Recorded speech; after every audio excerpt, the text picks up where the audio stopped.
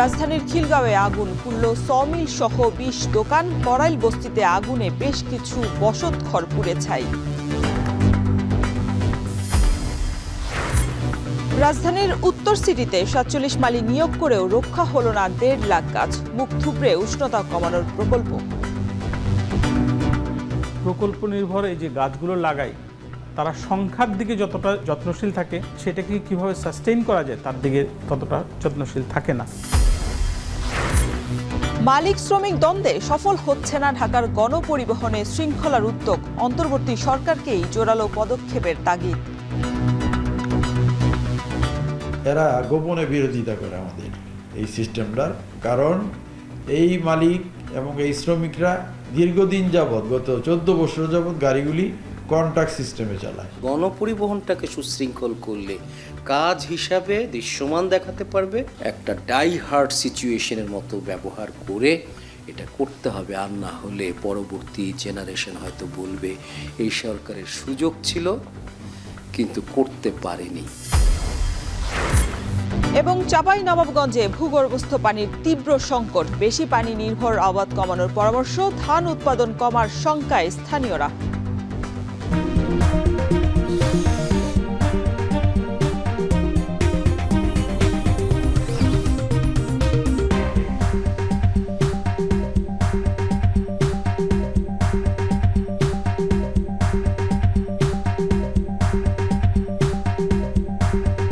স্বাগত। এখন সকালে পুরো আয়োজনে আপনাদের সঙ্গে আছি আমি শরীফ রওশন। রাজধানীতে করাইল বস্তিতে আগুনে পুড়ল বেশ কিছু বসতঘর। শুক্রবার গভীর রাতের এই আগুন পৌনে ১ ঘন্টার চেষ্টায় নিয়ন্ত্রণে আনে ফায়ার সার্ভিস। এর আগে শুক্রবার সন্ধ্যায় খিলগাঁওয়ের তালতলায় একটি সমিলে লাগা আগুনে পুড়ে যায় আশেপাশের অন্তত ২০টি দোকান। উভয় ঘটনার কারণ এবং ক্ষয়ক্ষতির বিষয়ে তদন্তের পর তথ্য দেওয়ার কথা জানিয়েছে ফায়ার সার্ভিস। বিস্তারিত জানাচ্ছেন মাঝার ইমন। শুক্রবার সন্ধ্যা ৭:৩০টার দিকে আগুন লাগে রাজধানীর খিলগাঁয়ের তালতলা চৌরাস্তা এলাকার একটি সমিলে। কেমিক্যাল ড্রাম, সমিলের কাঠ, গ্যারেজের সিলিন্ডার থাকায় আগুনের তীব্রতা বেড়ে যায়। মুহূর্তেই ছড়িয়ে যাওয়া আগুনে পুড়ে যায় আশপাশের অন্তত ২০টি দোকান। খবর পাওয়ার সঙ্গে সঙ্গে ফায়ার সার্ভিসের ২টি ইউনিট ঘটনাস্থলে পৌঁছে আগুন নিয়ন্ত্রণে কাজ শুরু করে। পরে আরও যুক্ত হয় ৭টি ইউনিট। ২ ঘন্টার চেষ্টায় নিয়ন্ত্রণে আসে আগুন। চেষ্টা করেছি আগুনটা যেন না ছড়ায়।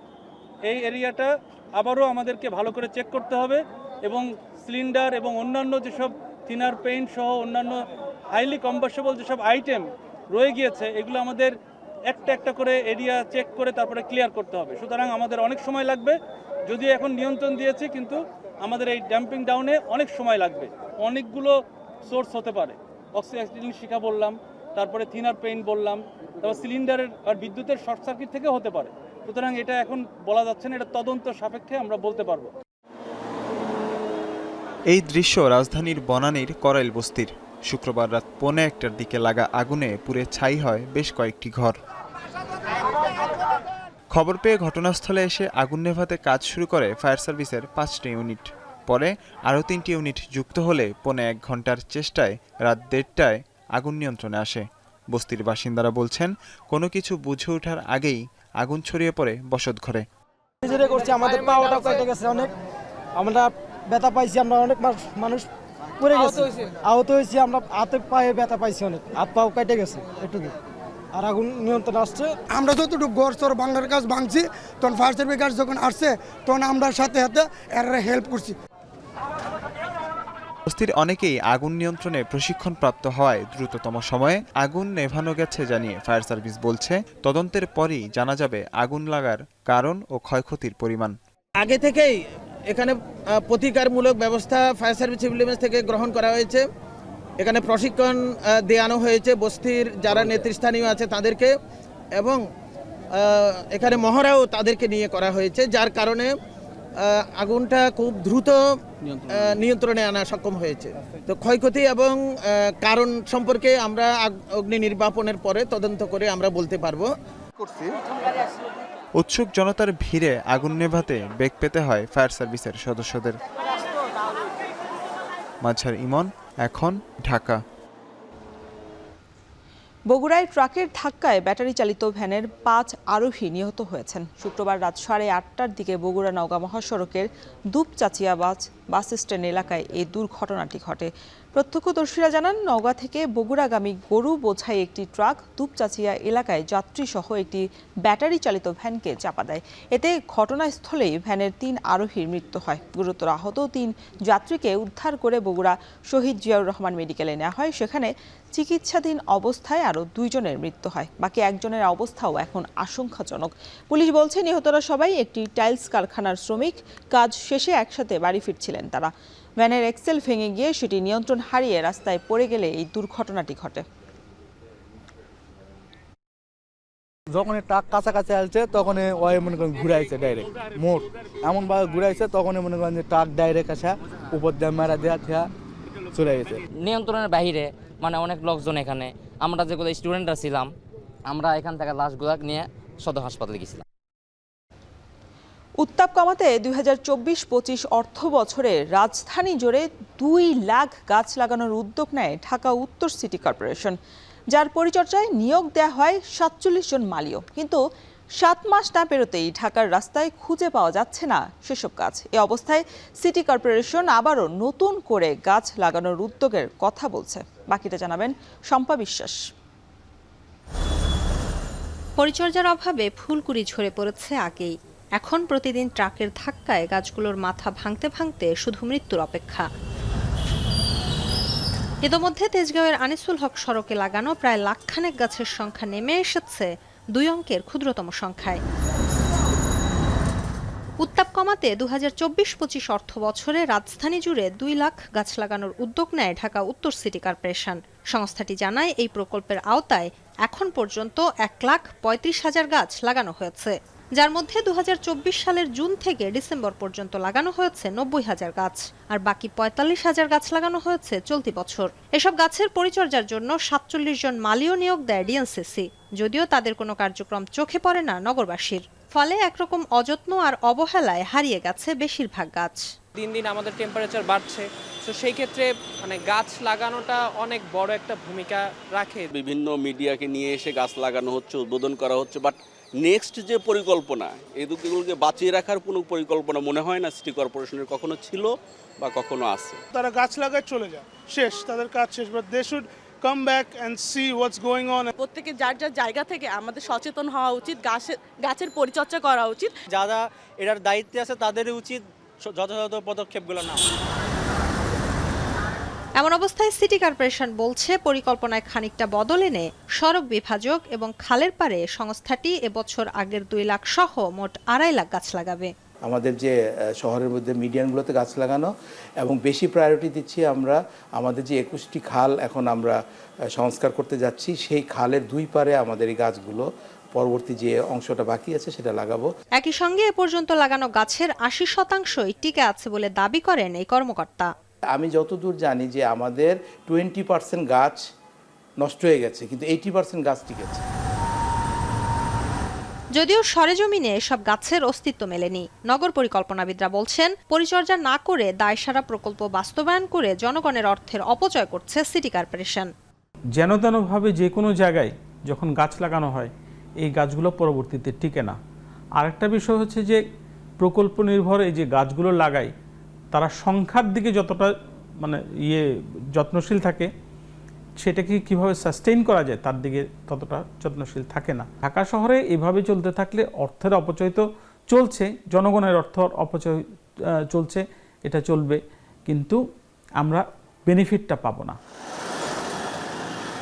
রাজধানীর তাপমাত্রা কমাতে ডিএনসিসি এলাকার মিরপুর, মহাখালী, বনানী, গুলশান সহ বিভিন্ন গুরুত্বপূর্ণ সড়কে গাছ লাগানো হয়, কিন্তু 7 মাস না পেরোতেই ঢাকার রাস্তা থেকে হারিয়ে গিয়েছে সেসব গাছ। এমন অবস্থায় নগরের জীববৈচিত্র্য এবং প্রাণ প্রকৃতি রক্ষায় সিটি কর্পোরেশনকে সুষ্ঠু নীতিমালা তৈরির তাগিদ দিয়েছেন নগর পরিকল্পনাবিদরা। শম্পা বিশ্বাস, এখন, ঢাকা।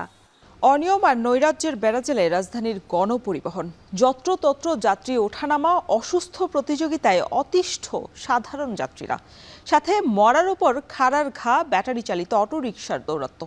পরিবহন মালিকদের দাবি, মালিক শ্রমিকের দ্বন্দ্বে কার্যকর করা যাচ্ছে না সরকারি এই উদ্যোগ। যোগাযোগ বিশেষজ্ঞরা বলছেন, পুরনো সংস্কৃতি বদলে গণপরিবহন ব্যবস্থায় সংস্কার আনতে জোরালো পদক্ষেপ নিতে হবে অন্তর্বর্তী সরকারকেই।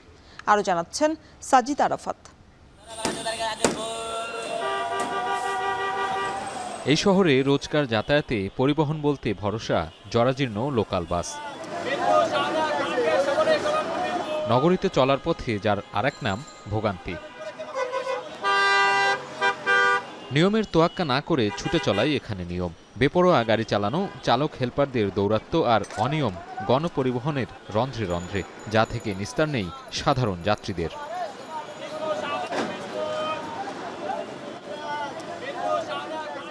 রাস্তার মোড়ে গাড়ি থামানো নিষেধ সত্ত্বেও বিভিন্ন কোম্পানির বাস যানজট সৃষ্টি করে যাত্রী তোলায় ব্যস্ত। দেখেও দেখার কেউ নেই, নিরুপায় যাত্রীরা। ট্রান্সপোর্টের ব্যাপারে কোনো সুবিধাই সন্তুষ্ট না আমরা এই দেশে। টিকিট সিস্টেম করলে সুবিধা হবে কি? অবশ্যই সুবিধা হবে, অনেকটা ভালো হবে আমাদের জন্য। একদমই সন্তুষ্ট না ভাই, যানজট অনেক বেড়ে গেছে ভাই। এইখানে স্টপেজ হয়তো বা 2 মিনিট থাকার কথা, এখানে 10-15 মিনিট ব্যয় করতেছে, তাহলে আমাদের জন্য সমস্যা না? তবে চালকরা বলছেন, নির্দিষ্ট স্ট্যান্ডে যাত্রীরা বাসে ওঠানামা করতে না চাওয়ায় এমন পরিস্থিতি। যাত্রী মানলে আমরাও মানবো, আমরা মানলে যাত্রীও মানবো। রাস্তা তো ক্লিয়ার রাখছি আমি, দেখেন আরো তো গাড়ি আসে। আমাদের তো একটা স্ট্যান্ড দরকার গাড়ি রাখার মতো, সেটা তো কোনো ভাবেই পাইতেছি না। 10 টাকার দাঁড়ায় আছেন সামনে গাড়ি, আমি তো সিরিয়ালে আছি, আমি লাইনে আছি, আমি চলে যাবো। বাসের এমন অনিয়মের সাথে রাজধানীর যোগাযোগ ব্যবস্থায় হঠাৎ জুড়ে বসেছে ব্যাটারি চালিত অটোরিকশা। বিশেষ করে 24-এর শুরু থেকেই বাড়তে থাকে যার দাপট। গেল বছরের মাঝামাঝির পর দখল নিতে থাকে ঢাকার মূল সড়কের, যা দিন দিন যানজট বাড়িয়ে গতি কমাচ্ছে রাজধানীর। অটোরিকশা মেন রাস্তায় চলার কথা না চলতেছে, যেহেতু যেভাবে পারে ঢুকে যাচ্ছে, প্রতিদিনই ডেলি 2-4টা 10টা লোকের পা ভাঙতেছে, জনগণ দেখছে, নীরবে থাকতেছে। যদি এই রিক্সা আর অটোটারে প্রত্যেক চক্করে আসতে পারবে না, মেন রোডে আসতে পারবে না, যদি এটা করা যায় তাহলে অর্ধেক রাস্তা ফ্রেশ হয়ে যায়। এই রুটেই চলেন সব? আমি সব সময় এই রোডেই চলি, এই রোডে আমার গাড়িটা চলে, কিন্তু নির্যাতিত ভাই এই বাংলার জমিনে আছি ভাই, মুখ খুলবো না।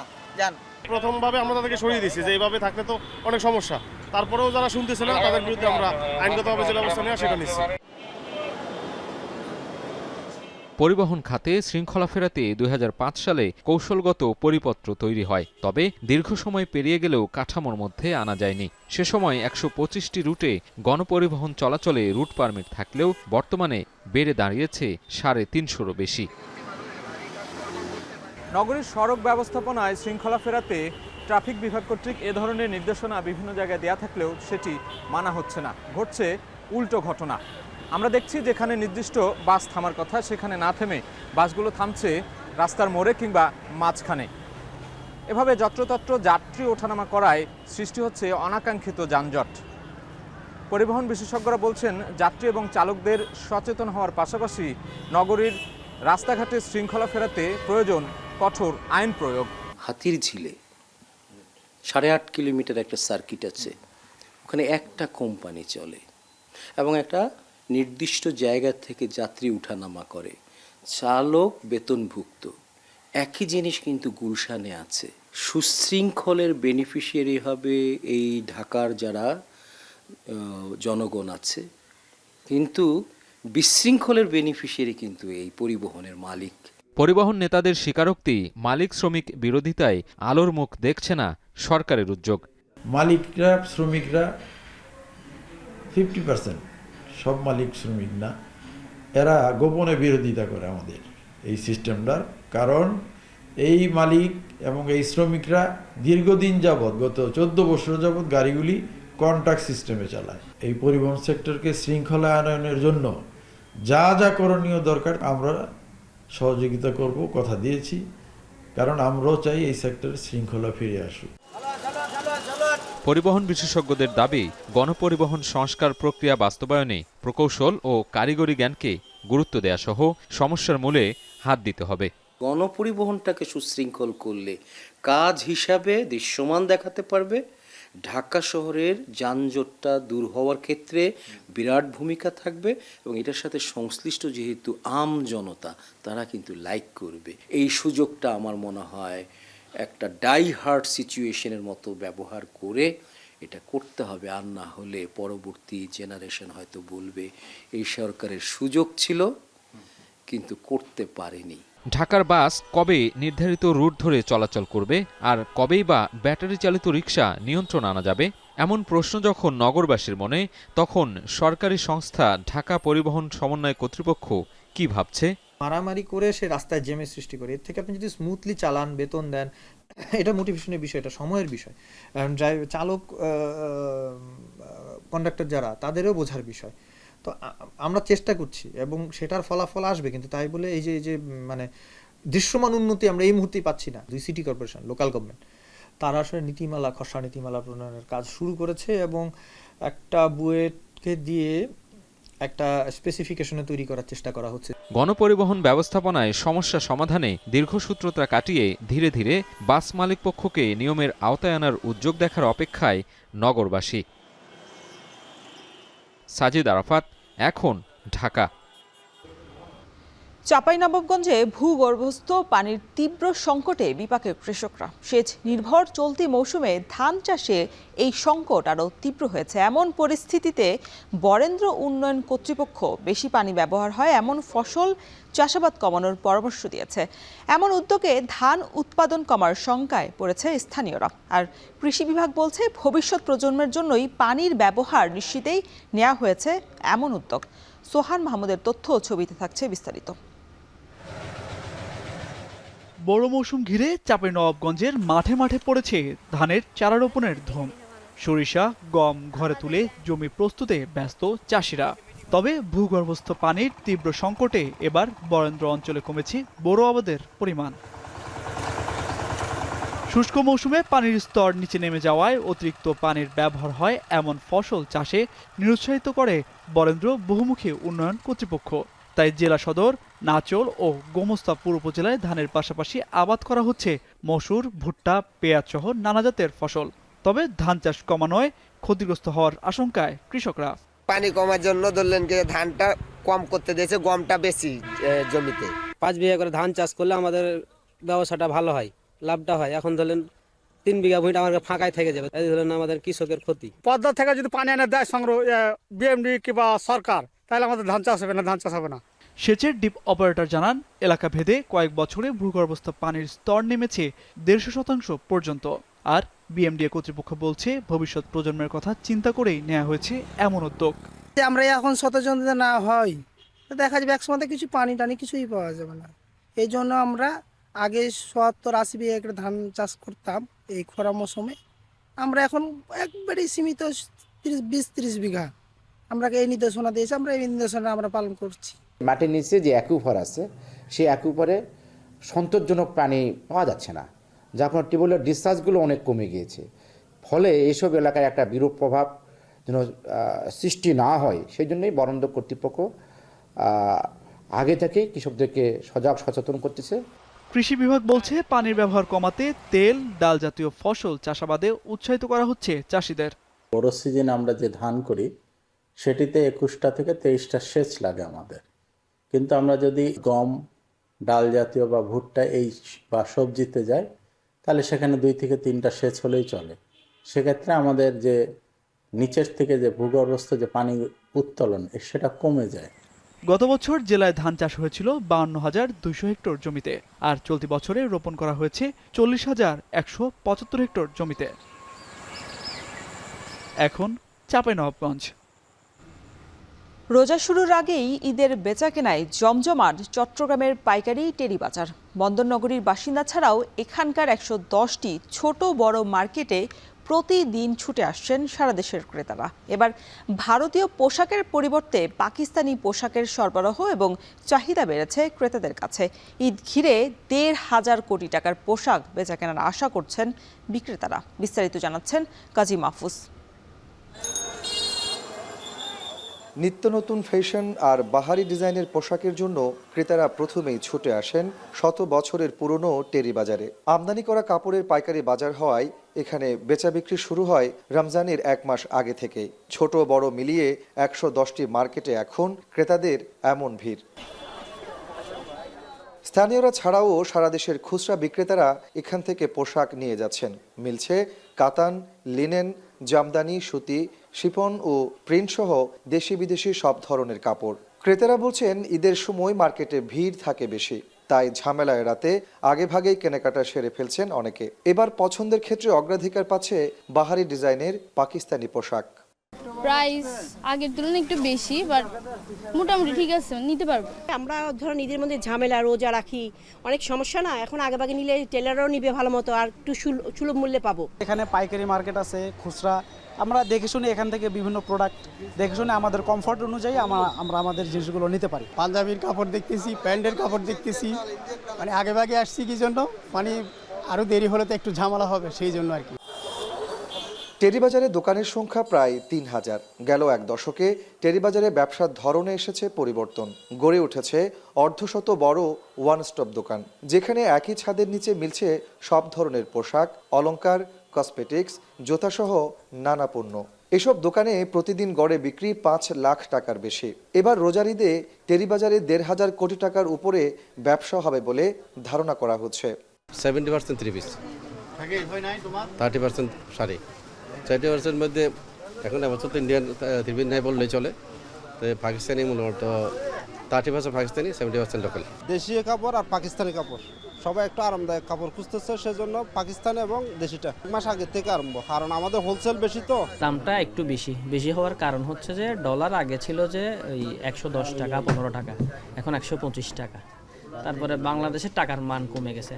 হালামলের ফ্যাশনের জন্য বিখ্যাত এই বাজারে দেশীয় বিভিন্ন ব্র্যান্ডের পাশাপাশি পাকিস্তান, ভারত, দুবাই সহ বিভিন্ন দেশ থেকে পোশাক সংগ্রহ করেন ব্যবসায়ীরা। তবে এবছর ভারতীয় পোশাকের চাইতে পাকিস্তানি পোশাক বেশি আমদানি হয়েছে বলে দাবি তাদের। ঈদ উপলক্ষে ছোট ছোট দোকানগুলো 30 থেকে 50 লাখ আর বড় দোকানগুলো কোটি টাকার উপরে বিনিয়োগ করেছেন। এখানে ভিসা জটিলতা এবং অন্যান্য কারণে ইন্ডিয়ান মালের এবার বাজার সয়লাভ হয় নাই। তবে পাকিস্তানি মালের একটু চাহিদাটা বেশি এবং এবার পাকিস্তানি ক্রেজটা একটু বেশি। ইন্ডিয়াকে টেক্কা দেওয়ার মতো কোয়ালিটি অবশ্যই আমাদের বাংলাদেশের টেক্সটাইল করেছে। এবার যথেষ্ট পরিমাণে আমার দেশীয় কালেকশন এখানে টেরিবাজার আমি দেখতেছি। ব্যাংক লোন থেকে শুরু করে তারকর্য করে স্বর্ণ বিক্রি করে, যাতে একটি বছরের মধ্যে 12 মাসের মধ্যে একটি মাস যখন ব্যবসা হবে সে বিক্রি তারকর্য করে হলো ভালো ব্যবসা করার জন্য এবং কোয়ালিটি মাল আনার জন্য ব্যবসায়ীরা প্রতি বছর নেই, এবারও সেরকম প্রস্তুতি গ্রহণ করেছে। পছন্দের পোশাক কেনার পর ক্রেতারা ছুটে যান টেইলার্সে। তাই এই বাজার ঘিরে গড়ে উঠেছে কয়েকশো টেইলার্সের দোকানও। সেখানেও ঈদের আগে নতুন পোশাক বানাতে রাত দিন ব্যস্ত কারিগররা। গত 1 মাস থেকে ঈদের কাজ করতেছি, কম বেশ করে মোটামুটি ভালো হচ্ছে, খারাপ না। আমাদের চিন্তা ভাবনা আছে ইনশাল্লাহ যদি সব কিছু ঠিকঠাক থাকে তাহলে অন্য সব বছরের চাইতে আশা রাখি ভালো হবে। আমদানি পোশাক ও থান কাপড়ের জন্য বিখ্যাত এই বাজারে উৎসব আর সামাজিক অনুষ্ঠান মিলে সারা বছর বেচাকেনা হয় প্রায় 5,000 কোটি টাকার পোশাক। কাজী মাহফুজ, এখন চট্টগ্রাম। সরবরাহ ভালো থাকায় খুলনায় বেশ সস্তা দামেই বিক্রি হচ্ছে সবজি। মাত্র 2 থেকে 4 টাকা কেজিতে মিলছে টমেটো, আর বেগুন পাওয়া যাচ্ছে 8 থেকে 10 টাকায়। এ বিষয়ে আরও বিস্তারিত জানাতে নগরীর সোনাডাঙ্গা পাইকারি কাঁচা বাজার থেকে যুক্ত হচ্ছেন সহকর্মী রামিম চৌধুরী। রামিম, জানাবেন যে বাজারে তো সবজি খুব সস্তা দামে বিক্রি হচ্ছে, তবে কৃষক ন্যায্য দাম পাচ্ছেন কিনা?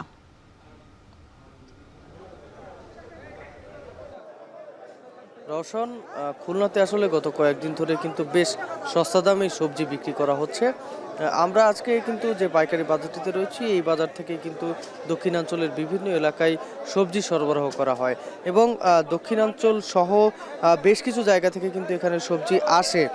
তবে এখানে আমরা এসে যেটি দেখলাম যে আজকে কিন্তু শীতকালীন যে সবজিগুলো রয়েছে প্রায় সব সবজি কিন্তু একেবারেই সস্তা দামে বিক্রি করা হচ্ছে।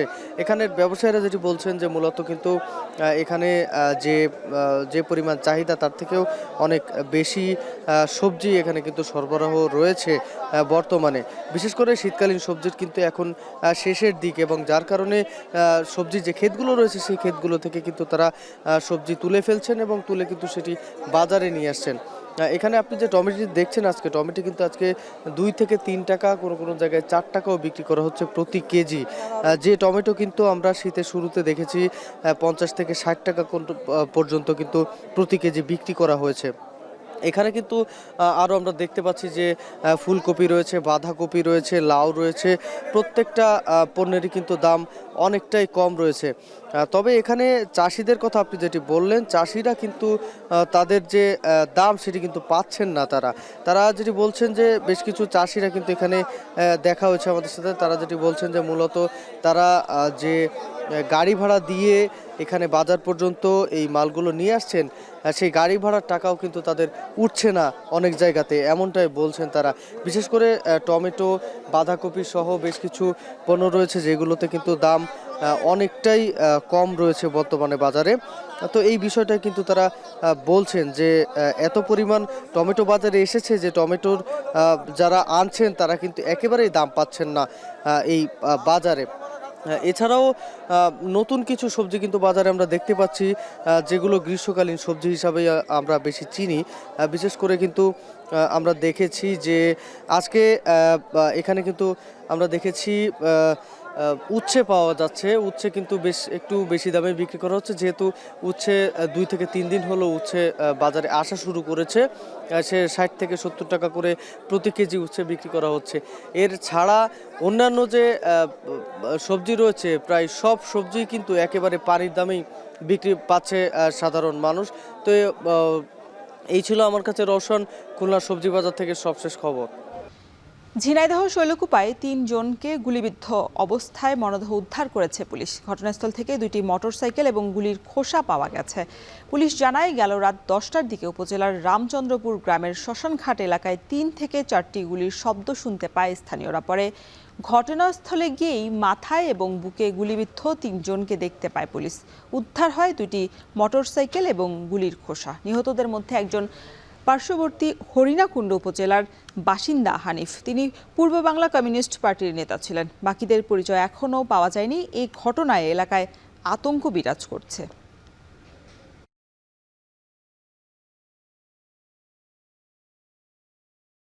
তিনটি ডেড বডি পাওয়া গেছে। একজন ডেড বডির ঠিকানা আইডেন্টিফাই করেছে, তার নাম হানিফ। আমরা তদন্ত সাপেক্ষে আমরা আইনগত ব্যবস্থা নিব। ভোলায় মেঘনা নদীর ভাঙনে হুমকিতে পড়েছে শত শত পরিবার। অসময়ে ভাঙনের তীব্রতা বাড়ায় দিশেহারা এলাকাবাসী। তাদের অভিযোগ, মেঘনা থেকে অপরিকল্পিতভাবে বালু উত্তোলনে বাড়ছে নদী ভাঙনের এই তীব্রতা। ভাঙন প্রতিরোধে দ্রুতই পদক্ষেপ নেওয়ার দাবি তাদের। তবে পানি উন্নয়ন বোর্ড বলছে ভাঙন ঠেকাতে কাজ শুরু করা হবে। অঙ্কুর রায়ের ক্যামেরায় বিস্তারিত জানাচ্ছেন ইমতিয়াজুর রহমান। ভোলা সদর উপজেলার শিবপুর ইউনিয়নের শান্তিরাট এলাকায় বেড়েছে মেঘনা নদীর ভাঙন। শুষ্ক মৌসুমেই ভাঙনে বিলীন হচ্ছে বসতভিটা ও ফসলি জমি। মেঘনায় শৈশবেই পৈতৃক সম্পত্তি হারিয়েছেন ষাটোর্ধ্ব আবু মিয়া। পরবর্তীতে নিজে 4 বার তৈরি করেন বসতবাড়ি, কিন্তু সেগুলিও হারিয়েছেন ভাঙনে। মেঘনার পাড়ে দাঁড়িয়ে সেই স্মৃতিচারণী করলেন তিনি। নদী ভাঙতে ভাঙতে এই পর্যন্ত আইসে, কিন্তু এই বছর নদী যেভাবে ভাঙা শুরু করছে, আমরা এখানে আইসা বেরির কানি যে আইসা বাড়ি করছি, এখানে আমাকে থাকার মতন কোনো সম্ভব হবে না। আবু মিয়ার মতো শত শত পরিবারের বাড়িঘর বিলীন হয়েছে ভাঙনে। শুধু শিবপুর নয়, ভোলার কাচিয়া ইউনিয়নে গত 2 মাসে কয়েক হেক্টর জমি গেছে নদীগর্ভে। আশঙ্কায় নির্ঘুম রাত কাটাচ্ছেন চরে বসবাসকারী 2 গ্রামের প্রায় 8000 মানুষ। 30-40টা ঘর আসলো, ভাঙ্গে চুরকে পানি তো গেছে, কেউ উঠাইছে, আমরা তো আর কিছু নিতে পাইনি, আমরা ওটা ভাঙতে গেছি। বেরির কানিতে হচ্ছে আর কি, হেডিও ভাঙতাছে, যে নাইছি ভাঙ্গে চুরিয়া হেডিও ভাঙতাছে। এলাকাবাসীর অভিযোগ, নির্ধারিত বালু মহলের বাইরে কয়েকটি প্রভাবশালী গোষ্ঠী অবৈধভাবে বালু তুলছে। ফলে নদীর গতিপথ পরিবর্তিত হয়ে স্রোত তীরে আঘাত হানছে। তাই শুষ্ক মৌসুমেও বেড়েছে নদী ভাঙনের তীব্রতা। অপরিকল্পিত বালু উত্তোলন বন্ধ ও সিসি ব্লক দিয়ে বাঁধ নির্মাণ করে স্থায়ীভাবে নদী ভাঙন প্রতিরোধে ব্যবস্থা নেওয়ার দাবি ভুক্তভোগীদের। পানি উন্নয়ন বোর্ডের লোকজন আছে, আইসা কারা কিছু বুঝতে ফালে দিলে আবার কিছু ফালে যায়, আবার কদিন পর আবার ওগুলো চলে যায়। আমরা এরকম বারবার মিথ্যা প্রতারণার আশ্বাসে পড়তে চাই না। আমরা এখানে শক্ত করে ব্লকের মাধ্যমে এই বেড়িবাঁধটা যে মজবুতের সাথে হয়, এটা আমাদের দাবি। উপজেলা নির্বাহী কর্মকর্তা জানান, মেঘনা নদীতে অনুমোদিত বালু মহলের বাইরে গিয়ে অবৈধভাবে বালু উত্তোলন করলে তাদের বিরুদ্ধে যথাযথ ব্যবস্থা নেওয়া হবে। এদিকে ভাঙন রোধে ঘটনাস্থল পরিদর্শন করে প্রয়োজনীয় ব্যবস্থা গ্রহণের নির্দেশ দিয়েছেন পানি উন্নয়ন বোর্ডের কর্মকর্তা। এই বালুমলগুলো ইজারা দেওয়া হয়েছে এবং নির্দিষ্ট আইন ও বিধি রয়েছে উত্তোলন করার। এই আইন ও বিধির বাইরে যদি কেউ উত্তোলন করে থাকে এবং অপরিকল্পিতভাবে যদি কেউ উত্তোলন করে থাকে, তাহলে আমরা যথাযথভাবে তদন্ত করে তাদের বিরুদ্ধে প্রয়োজনীয় আইন ব্যবস্থা নিব। মাঝের চরের ওই জায়গাটায় ওই চরে হিউজ ফসল ফলে, যেহেতু এটা ন্যাশনাল ইকোনমিতে ভালো একটা সাপোর্ট দেয়, সেহেতু আমরা এলাকাটা ভিজিট করে এখানে ব্যাংক প্রোটেকশন ওয়ার্কের মাধ্যমে চরটাকে রক্ষা করা কতটুকু ফিজিবল সেটা আমরা যাচাই করে প্রকল্প প্রণয়নের ব্যবস্থা গ্রহণ করব। জেলায় বন্যা নিয়ন্ত্রণ বাঁধ রয়েছে 334 কিলোমিটার, যার মধ্যে স্থায়ী বাঁধ রয়েছে মাত্র 47 কিলোমিটার। ইমতিয়াজুর রহমান, এখন ভোলা। এবার দেশের বাইরের খবর। দুবাইয়ে স্বল্প পুঁজিতে মোবাইল সামগ্রীর ব্যবসা শুরু করে বাজিমাত করে যাচ্ছেন দুবাই প্রবাসী বাংলাদেশিরা। কম আয়ের প্রবাসীদের টার্গেট করে পণ্যের ওপর দিচ্ছেন দীর্ঘমেয়াদী ছাড়। সফল হওয়ায় বছর ঘুরতেই লাভের অর্থ দিয়ে নতুন নতুন প্রতিষ্ঠান গড়ে বাড়াচ্ছেন ব্যবসার পরিধি। এতে কর্মসংস্থানও বাড়ছে বাংলাদেশিদের। সংযুক্ত আরব আমিরাত থেকে বিস্তারিত জানাচ্ছেন কামরুল হাসান জনি।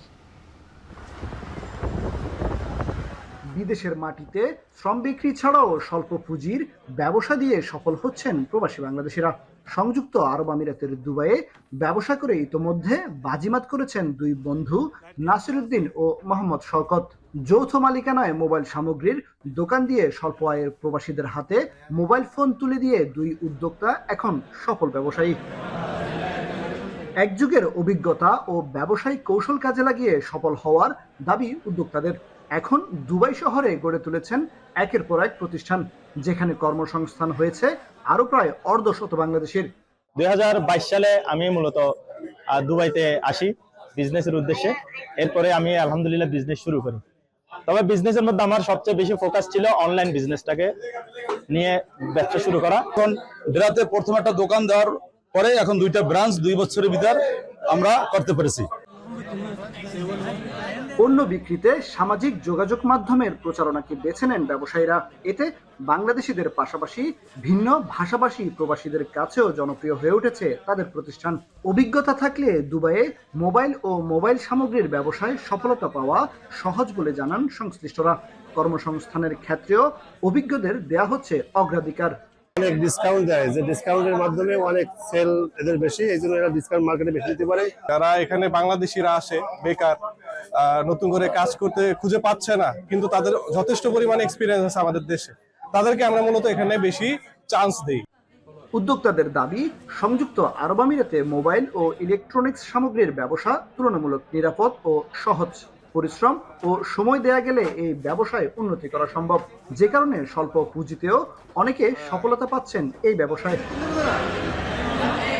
কামরুল হাসান জনি, এখন সংযুক্ত আরব আমিরাত। দুবাইয়ে শেষ হলো 5 দিন ব্যাপী গালফুড মেলা, যেখানে বাংলাদেশি 41টি প্রতিষ্ঠান এবার $3.5 কোটি ক্রয়াদেশ পেয়েছে, যা গত বছরের তুলনায় অর্ধেকের কম। ব্যবসায়ীরা বলছেন, ভিসা জটিলতায় বাংলাদেশি ক্রেতা না পাওয়ায় ক্রয়াদেশ কমেছে। মেলায় পর্যাপ্ত জায়গা না থাকারও অভিযোগ ব্যবসায়ীদের। তবে আগামী বছর আরও বড় পরিসরের ভেন্যু ঘোষণা দিয়ে এবারের আসরের ইতি টেনেছে সংশ্লিষ্টরা। সংযুক্ত আরব আমিরাত থেকে বিস্তারিত জানাচ্ছেন কামরুল হাসান জনি। দুবাইয়ে শেষ হলো 5 দিনের গালফুড মেলা। এবার বাংলাদেশের 41টি প্রতিষ্ঠান ক্রয়াদেশ পেয়েছে প্রায় $3.5 কোটি। শুক্রবার মেলার শেষ দিন এই তথ্য জানায় বাংলাদেশ কনসুলেটের কমার্শিয়াল উইং। গত বছর মেলায় বাংলাদেশি প্রতিষ্ঠানগুলো ক্রয়াদেশ পেয়েছিল প্রায় $10 কোটি। বাংলাদেশিদের ভিসা জটিলতা থাকায় এবার মেলায় অংশগ্রহণকারী ছাড়া দেশীয় বায়াররা তেমন অংশ নিতে পারেননি। এতে গত বছরের তুলনায় এবার ক্রয়াদেশ কমেছে। তবে অংশগ্রহণকারী প্রতিষ্ঠানগুলো নিশ্চিত ক্রয়াদেশের বাইরেও সম্ভাব্য ক্রয়াদেশ পেয়েছে প্রায় $1 কোটি। বৈশ্বিক বাজারে পণ্যের প্যাকেজিং সহ প্রতিযোগিতায় পিছিয়ে পড়ার কারণ জানান ব্যবসায়ীরা। এখানে হচ্ছে শুধুমাত্র বাংলাদেশি প্রোডাক্টই ডিসপ্লে করে এবং আমাদের কাস্টমার, ইম্পোর্টার, বায়ার সবগুলাই বাংলাদেশি। আর অ্যাভেলেবেল ছিল না, বিষয়গুলো আপনার ছিল যারা পার্টিসিপেন্টদের শুধু ভিসা দেওয়া হয়েছে কিন্তু অন্যরা ভিসা পায়নি।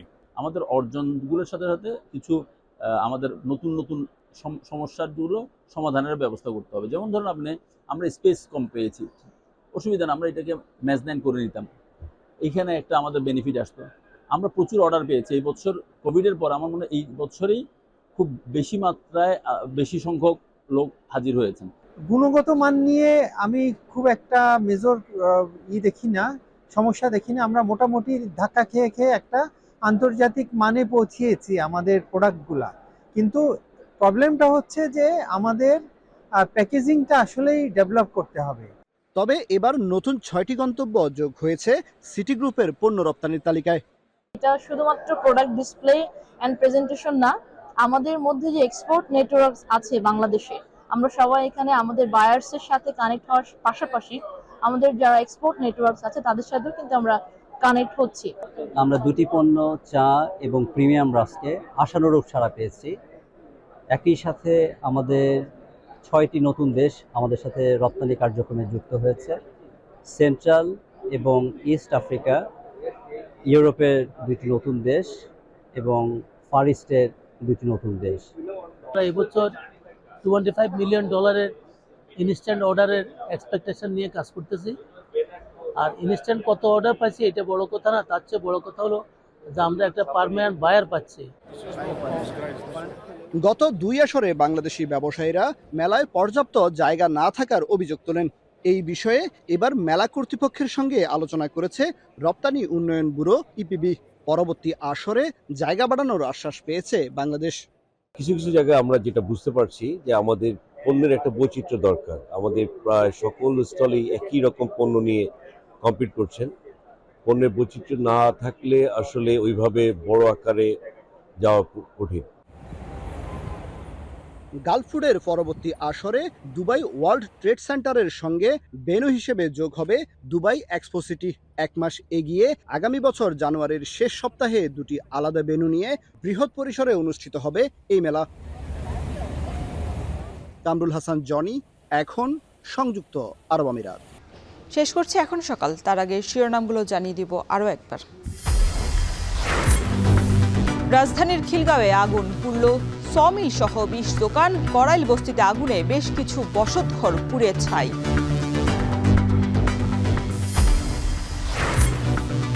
রাজধানীর উত্তর সিটিতে 47 মালি নিয়োগ করেও রক্ষা হলো না 1.5 লাখ গাছ। মুখ থুবড়ে উষ্ণতা কমানোর প্রকল্প নির্ভর এই যে গাছগুলো লাগাই, তারা সংখ্যার দিকে যতটা যত্নশীল থাকে সেটাকে কিভাবে সাস্টেইন করা যায় তার দিকে ততটা যত্নশীল থাকে না। মালিক শ্রমিক দ্বন্দ্বে সফল হচ্ছে না ঢাকার গণপরিবহনে শৃঙ্খলার উদ্যোগ। অন্তর্বর্তী সরকারকেই জোরালো পদক্ষেপের তাগিদ। এরা গোপনে বিরোধিতা করে আমাদের এই মালিক এবং এই শ্রমিকরা গত 14 বছর যাবৎ গাড়িগুলি কন্ট্রাক্ট সিস্টেমে চালায়। একটা ডাই হার্ড সিচুয়েশনের মতো ব্যবহার করে এটা করতে হবে, আর না হলে পরবর্তী জেনারেশন হয়তো বলবে এই সরকারের সুযোগ ছিল কিন্তু করতে পারেনি। এবং চাঁপাইনবাবগঞ্জে ভূগর্ভস্থ পানির তীব্র সংকট, বেশি পানি নির্ভর আবাদ কমানোর পরামর্শ। ধান উৎপাদন কমার শঙ্কায় স্থানীয়রা। এই ছিল এখন সকালের আয়োজনে। এখন টেলিভিশন ওয়েবসাইটে দেখতে ভিজিট করুন www.ekon.tv। এছাড়া ফেসবুকে দেখতে ভিজিট করুন facebook.com/tv.ekon এবং ইউটিউবে চোখ রাখতে ভিজিট করুন youtube.com/c/ekontv।